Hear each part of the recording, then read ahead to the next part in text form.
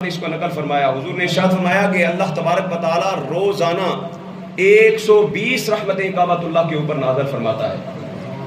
120 रहमतें, और उनमें से एक एक रहमत कितनी वसी होती है ये तो खालिक कायनात ही जानता है।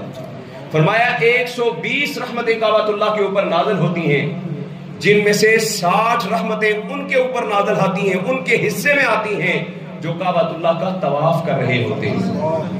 और फरमाया 40 रहमतें उनके हिस्से में आती हैं जो काबतुल्लाह के इर्द गिर्द रब तबारक व तआला की इबादत के अंदर मशगूल होते हैं, नवाफिल अदा कर रहे होते हैं, कुरान पढ़ रहे होते हैं, दीगर जिक्र और अज़कार के अंदर मशगूल होते हैं। 40 रहमतें रब तबारक व तआला की उनके हिस्से में जाती हैं।